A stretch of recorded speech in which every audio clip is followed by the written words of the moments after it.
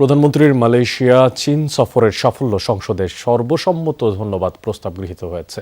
স্থানীয় সরকার মন্ত্রী মির্জা ফখরুল ইসলাম আলমগীর সকালে অধিবেশনের শুরুতে প্রস্তাবটি উপস্থাপন করেন। পরে স্পিকার হাফিজ উদ্দিন আহমেদ প্রস্তাবটি ভোটে দিলে তা সর্বসম্মতিক্রমে গৃহীত হয়। এ সময় প্রধানমন্ত্রীর সফরে মালয়েশিয়া চীনের সঙ্গে সম্পর্ক আরও দৃঢ় হয়েছে বলে মন্তব্য করেন স্থানীয় সরকার মন্ত্রী। মির্জা ফখরুল ইসলাম বলেন, এই দীর্ঘ একটি ফ্যাসিবাদ বিরোধী সংগ্রামের নেতৃত্ব দেওয়ার পরে প্রধানমন্ত্রী তারেক রহমান এরই মধ্যে জাতীয় ও আন্তর্জাতিকভাবে নিজের অবস্থান তৈরি করতে সক্ষম হচ্ছেন। মন্ত্রী জানান, সফরকালে চীনের সঙ্গে 17টি সমঝোতার স্মারক স্বাক্ষরিত হয়েছে। এছাড়া দুই দেশের শীর্ষ পর্যায়ের বৈঠকে অর্থনৈতিক সহযোগিতা, বিনিয়োগ, বাণিজ্য সম্প্রসারণ এবং রোহিঙ্গা সংকটের সমাধান সহ বিভিন্ন বিষয়ে ইতিবাচক অগ্রগতির ভিত্তি তৈরি করা হয়েছে।